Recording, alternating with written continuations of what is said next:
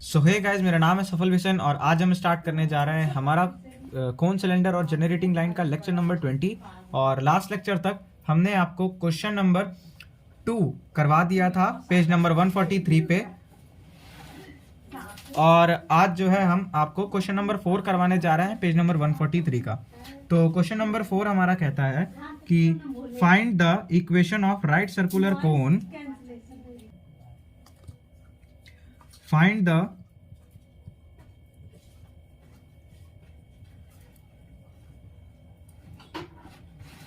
equation of the right circular cone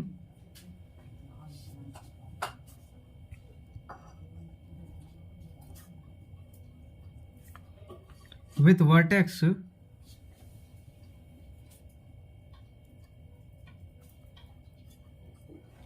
1, -2, -1 semi vertical angle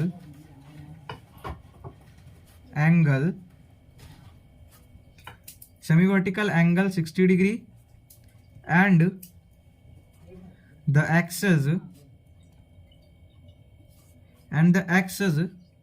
x minus 1 upon 3 is equal to y plus 2 upon minus एक minute y plus 2 upon -4 होगा। ये question में यहाँ पे minus है, थोड़ा सा मिसप्रिंट है। अब मेरी बुक में तो है, अब आपकी बुक में देख लीजिएगा। y प्लस 2 अपॉन -4 है, ठीक, is equal to z plus 1 upon 5। So ये हमारा क्वेश्चन है। और फिर कह रहा है कि prove that the plane 3x minus 4y plus 5z is equal to 56 cuts it in a circle. Find its center and radius. Find its center and radius. तो क्वेश्चन हमारा कह रहा है कि जो हमारा इक्वेशन है राइट सर्कुलर कोन का वो हमें बताना है। और राइट सर्कुलर कोन दिया है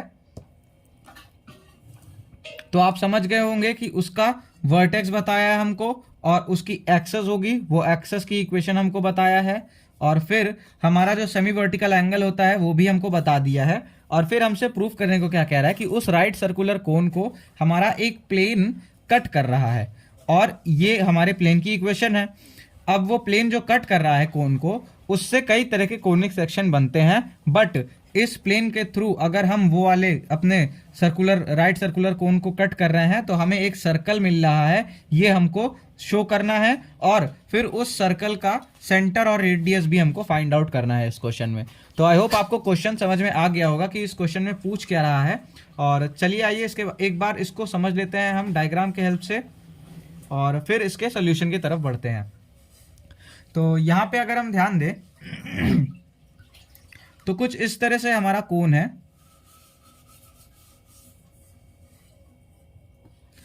मान लेते हैं कि ये हमारा क्या है, राइट सर्कुलर कोन है।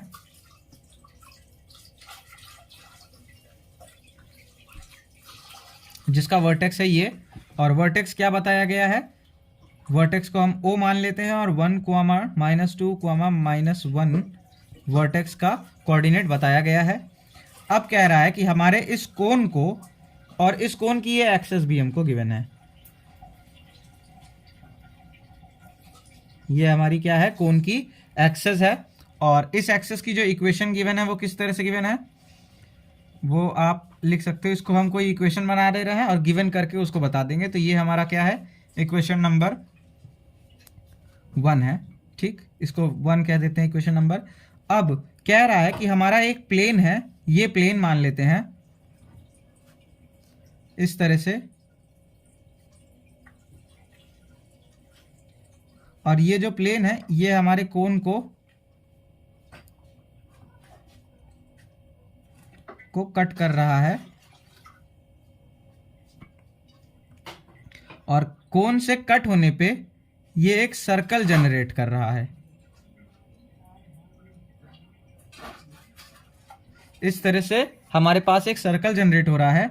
अब हमें इस सर्कल का रेडियस और ये सेंटर बताना है। मान लेते हैं ये सेंटर क्या है, सी है, और ये पॉइंट मान लेते हैं क्या है, जो कि हमारे कोन पे एक पॉइंट है, तो ये पॉइंट क्या है, मान लेते हैं पी है। अब इस पॉइंट पी का कोऑर्डिनेट x, y, z अभी से मान ले रहे हैं हम। ठीक, तो इतना आपको गिवन है यहाँ पे। चलिए अब इसके सॉल्यूशन की तरफ चलते हैं। इसका सॉल्यूशन हमारा हम लिखेंगे सबसे पहले गिवन, और हमको गिवन क्या क्या है, वर्टेक्स, पहले तो हमें सेमी वर्टिकल एंगल गिवन है। So given vertex and semi vertical angle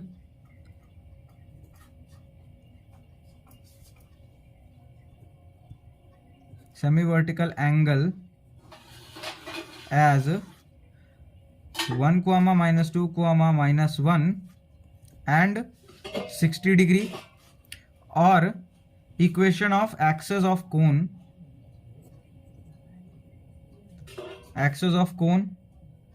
क्या है ये, x -1/3 is equals to y +2/-4 is equal to z +1/5। ये क्या है, इक्वेशन नंबर 1 है, और यही हमारा ये 1 दिखा रहा है डायग्राम में भी। ठीक है, अब इसके बाद कह रहा है कि और गिवन क्या है, ये हमको प्लेन गिवन है, इसको हम कर लेते हैं 2। ठीक, सो इक्वेशन ऑफ प्लेन वो क्या है, 3x - 4y + 5z - 56 is equals to 0। This will be the equation number 2। तो हम यहां से दिखा दे रहे हैं कि हमारी इक्वेशन नंबर 2 क्या है, प्लेन की इक्वेशन है। चलिए अब यहां पे अगर हम ध्यान दें तो हमको फाइंड आउट करना है, पहले तो हमें प्रूफ करना है कि ये प्लेन और ये जो हमारी कोन है, ये इंटरसेक्शन इनका सर्कल क्रिएट कर रहा है। तो ये हमारा कैसे होगा, आप ध्यान दीजिए, कोन का हमारा अलग अलग सेक्शन बनता है, पैराबोला जिसमें आता है, एलिप्स आता है जिसमें, है ना, हाइपरबोला आता है, और सर्कल आता है। तो सर्कल हमारा तभी बनता है जब हमारा कोई प्लेन हमारे कोन को ऐसे कट करे कि जो एक्सेस होगी इस कोन की वो हमारे प्लेन पे परपेंडिकुलर हो। ठीक, यानी कि प्लेन की जो नॉर्मल होगी वो हमारे, उसके जो डायरेक्शन रेशियो होंगे वो हमारी direction ratio of this axis of this cone, ठीक, उससे मैच करेंगे। यानी कि कोन के एक्सेस की जो डायरेक्शन रेशियोज होंगे और प्लेन के नॉर्मल के जो डायरेक्शन रेशियोज होंगे वो हमारे अगर सेम आते हैं तो हमारा ये प्रूव हो जाएगा कि कोन और उस प्लेन का जो इंटरसेक्शन है वो हमारा एक सर्कल देगा। उसके बाद हम चलेंगे फाइंड आउट करने हमारे सर्कल का सेंटर और ये रेडियस उसका। तो चलिए पहले हम इसको प्रूव कर लेते हैं। तो यहां पे आप क्या लिखते हैं, late P x, y, z, जो कि हमने माना है P be a point on the cone। मान लेते हैं कि हमारे कोन पे कोई एक पॉइंट है P, और हम जानते हैं देन OP हमारी क्या हो जाएगी, जनरेटर हो जाएगी। Then OP will be the generator of the cone।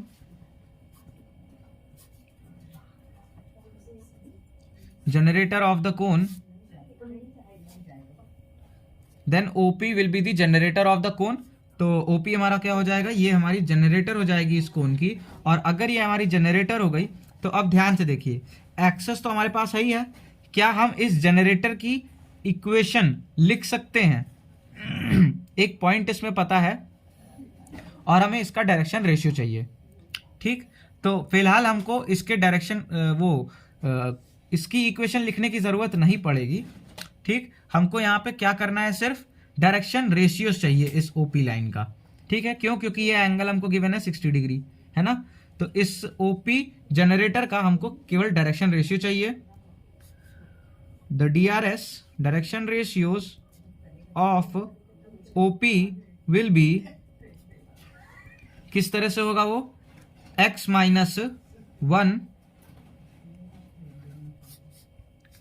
x - 1 y -2 यानी y +2 z +1 हो जाएगा।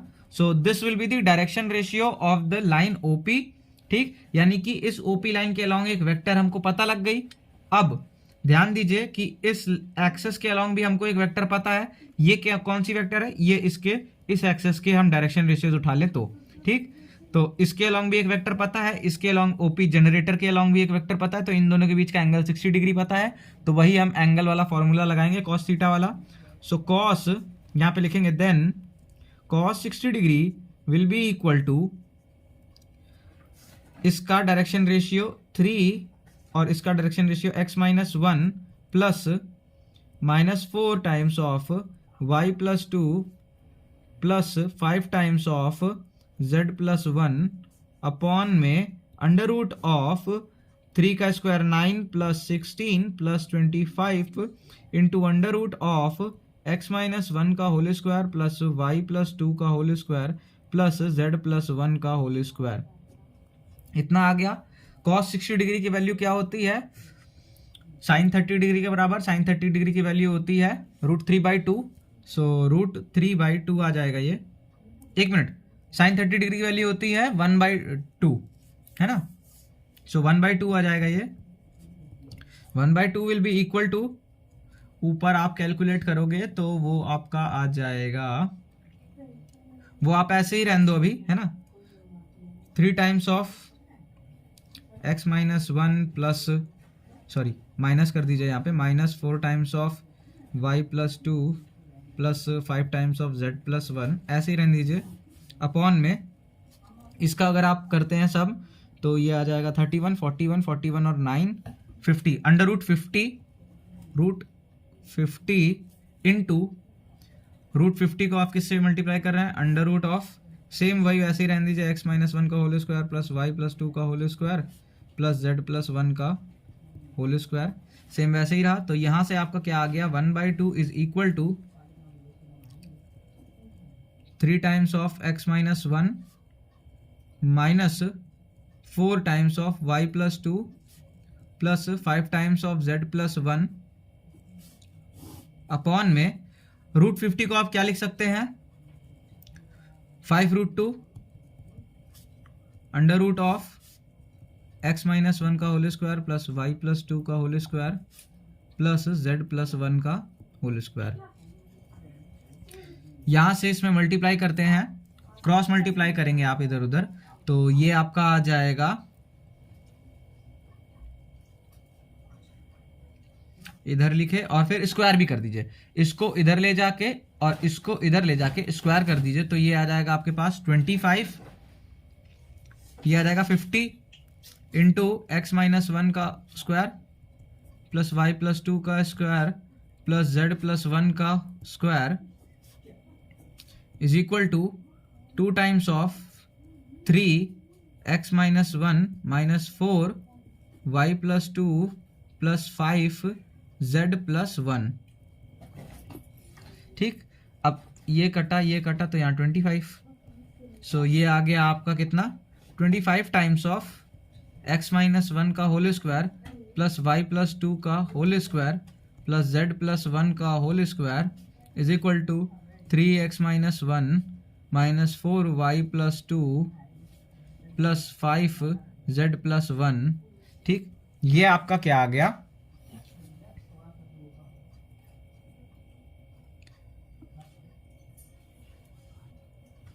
एक मिनट, स्क्वायर करेंगे इधर भी ना, तो इसका स्क्वायर और ये आ जाएगा तब 4, तो बचेगा 2, तो दिस मीन्स इसका स्क्वायर इंटू 2। ठीक, तो ये हमारे पास आएगा।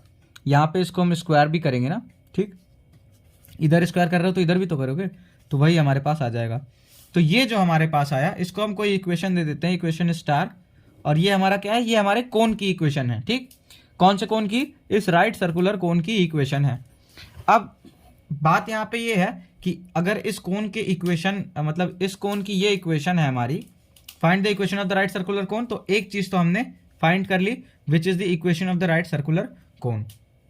तो आप लिखोगे यहाँ पे equation star is the equation of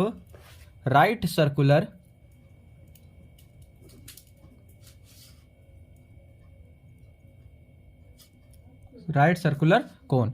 equation star हमारी क्या है, राइट सर्कुलर कोन की इक्वेशन है।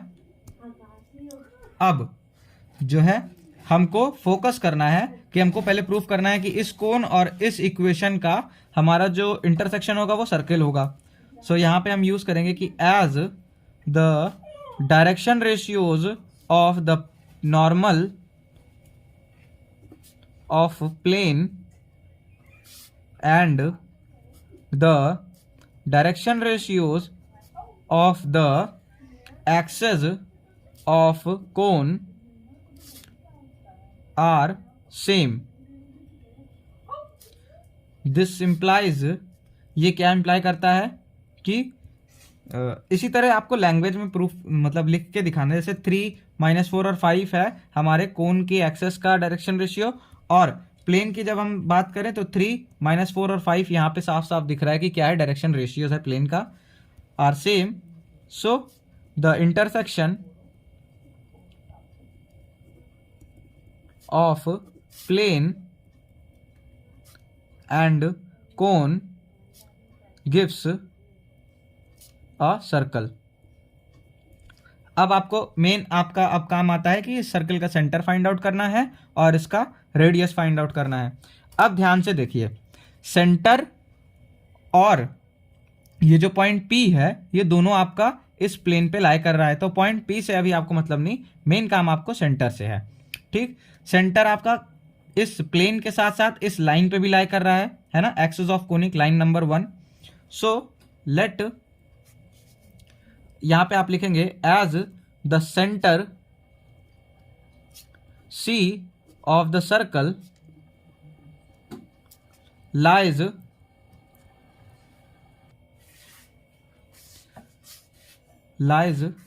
on the axis of cone as well as, तो अगला पेज हमको लेना पड़ेगा, तो उसके लिए पहले आप इतना आराम से पॉज करके नोट कर लीजिए। सो आई होप आपने इतना नोट कर लिया होगा, और अब हम यहाँ पे इसको कंटिन्यू रखते हैं।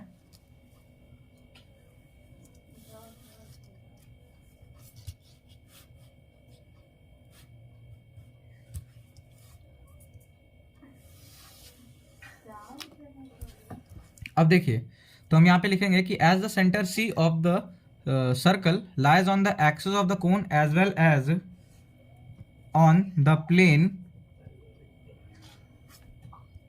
सो we have the coordinate of any point, the coordinate of any point on the line, the coordinate of any point, किसी भी पॉइंट का coordinate on the axis of the conic of the cone, on the axis of the cone will be like, किस तरह होगा। अब आपको वो चीज यहां से देख के करनी होगी। ये जो एक्सिस ऑफ द कोनिक है इसको आप के अगर इक्वल लिख देते हैं तो कोई भी पॉइंट इस पे किस तरह से होगा, एक्स वाई जेड अगर हम लेते हैं तो कोई भी पॉइंट हमारा यहाँ से किस तरह से आएगा, will be in the form of 3k+1, यानी कि 3k+1 क्वामा -4k, और यानी -2 -4k क्वामा 5k-1, 5k-1। तो इस फॉर्म में आएगा कोई भी पॉइंट हमारे इस लाइन का। ठीक, सो इसको मैं इतना फोल्ड कर ले रहा हूँ जिससे यहाँ पे आप देखते रहो तो आपको ज़्यादा इजी पड़ेगा। चलिए, तो हमारे इस कोन पे ये आ गया हमारा क्या, पॉइंट C का कोऑर्डिनेट, क्योंकि ये पॉइंट C हमारे इस लाइन पे लाई कर रहा है ना। तो डिफरेंट के की वैल्यू के लिए अलग अलग पॉइंट मिलेंगे हमको इस लाइन पे।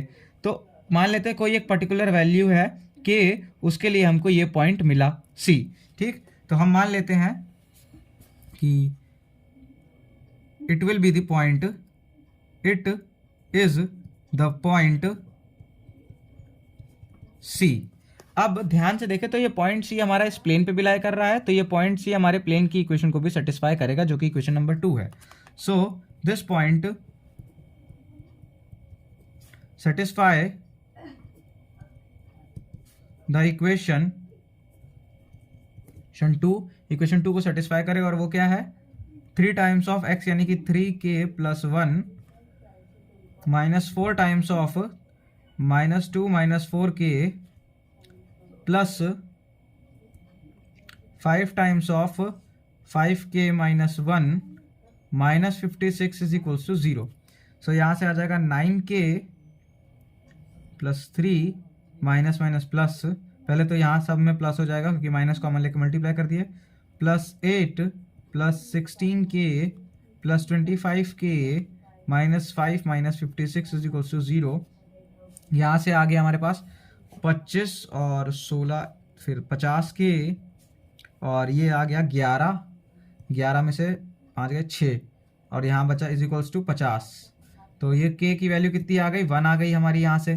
ठीक, तो k की वैल्यू 1 आ गई, तो इसमें ये जो हमारा पॉइंट C का कोऑर्डिनेट है इसमें k की वैल्यू 1 रख के हम पॉइंट C की एग्जैक्ट वैल्यू यानी सेंटर हम फाइंड आउट कर सकते हैं अपने सर्कल का। So centre of our circle will B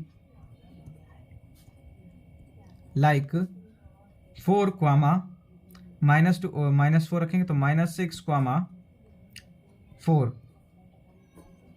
ये क्या हो गया, ये हमारा आ गया सेंटर। एक बार मैं चेक कर लेता हूं बस बुक से। तो हमारे सेंटर का जो कोऑर्डिनेट आया है वो आया 4, -6, 4, बिल्कुल सही।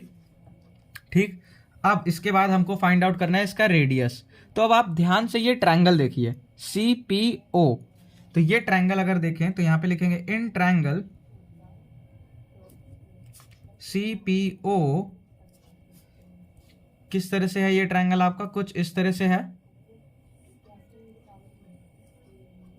और ये एंगल 60 डिग्री बताया गया है ना। आपको C पॉइंट का कोऑर्डिनेट पता है जो कि क्या है आपका 4, -6, 4 है ना, और O आपको वर्टेक्स बताया गया है क्या है ये 1, -2, -1, और आपको फाइंड क्या करना है, ये CP का डिस्टेंस फाइंड करना है। P कोऑर्डिनेट आपको फाइंड करने की जरूरत नहीं है, CP का डिस्टेंस, क्योंकि रेडियस ही तो पता करना है आपको। यहाँ पे देखिए रेडियस ही तो फाइंड आउट करना है, तो P पॉइंट फाइंड आउट करने में आपको कोई इंटरेस्ट नहीं है, तो आप सीधे सीधे यहाँ पे ट्रिग्नोमेट्री का फॉर्मूला लगाएंगे, ये साइड बस आपको फाइंड आउट करनी है।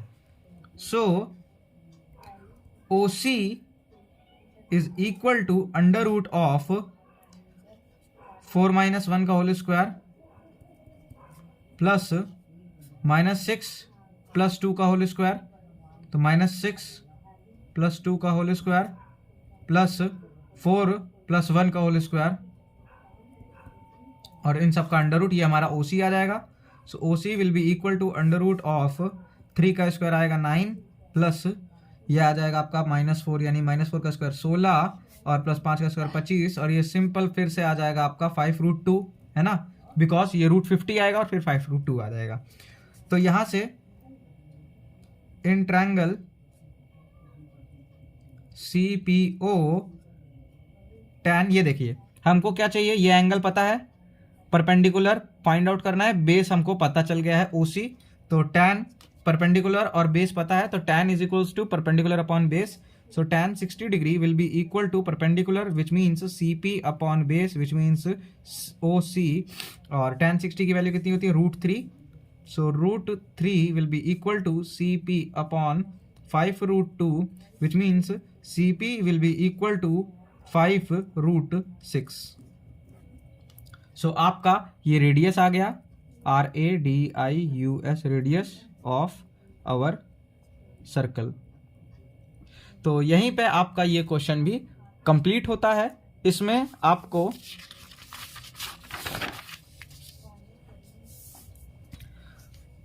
कोण की इक्वेशन निकालने को कहा था, तो हमने यहाँ पे ये देखिए ये हमने कोण की इक्वेशन निकाल दी, इक्वेशन स्टार। फिर इसने ये प्रूफ करने को कहा था कि कोण और इस प्लेन का जो इंटरसेक्शन है वो एक सर्कल आएगा, तो वो हमने यहाँ पे ये यहाँ से यहाँ तक में दिखा दिया। ठीक, फिर इसने कहा था कि ये जो सर्कल है इसका सेंटर फाइंड आउट करो, तो ये इसका सेंटर हमने निकाल के दिखा दिया, और फिर रेडियस फाइंड आउट करो, तो ये लास्ट में हमने रेडियस दिखा दिया। तो इसको अगर आप नोट करना चाहते हैं तो नोट कर लीजिए पॉज करके। तो चलिए ये क्वेश्चन यहीं पे ख़त्म होता है और मिलते हैं अगले लेक्चर में। तब तक के लिए पढ़ाई करते रहिए। All the very best.